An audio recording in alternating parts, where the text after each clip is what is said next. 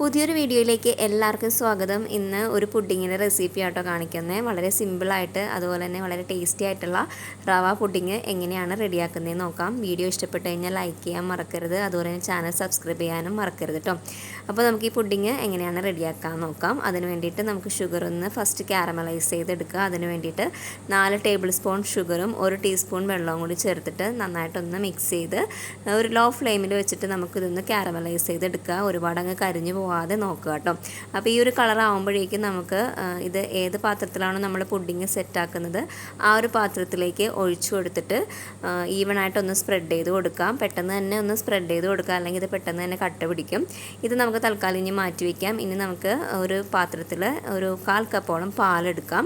അതിനകത്തേക്ക് 2 ടീസ്പൂണോളം കസ്റ്റർഡിൻ്റെ പൗഡറും കൂടി ചേർത്ത് നന്നായിട്ടൊന്ന് മിക്സ് ചെയ്യുക കേട്ടോ. കട്ടകളൊന്നും ഇല്ലാണ്ട് മിക്സ് ചെയ്ത് നമുക്ക് മാറ്റി വയ്ക്കാം. ഇനി നമുക്ക് പാലൊന്ന് തിളപ്പിക്കാൻ വെക്കണം. അതിന് വേണ്ടിയിട്ട് ഒരു സോസ് പാനിലേക്ക് 2 കപ്പ് ഫുൾ ഫാറ്റ് മിൽക്കാട്ടോ എടുത്തിരിക്കുന്നത്. അത് ചേർത്ത് കൊടുത്തിട്ട് ഒന്ന് തിളപ്പിക്കാൻ വെക്കാം.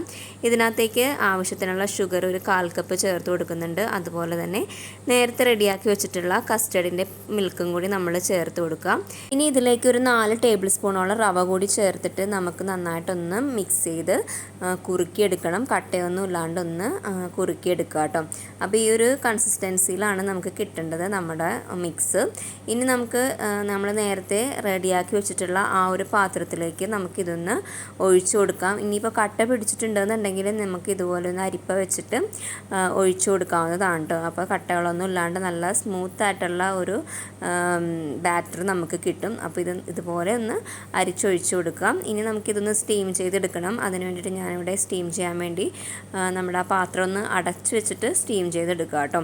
ഏകദേശം ഒരു 25 മുതൽ 30 മിനിറ്റ് വരെ സ്റ്റീം ചെയ്യുക. അത് കുക്കായി കിട്ടുന്നുണ്ടെന്നുണ്ടെങ്കിൽ നമുക്കത് ഇതുപോലെ ചൂടാറാൻ വേണ്ടിയിട്ട് മാറ്റി വയ്ക്കാം.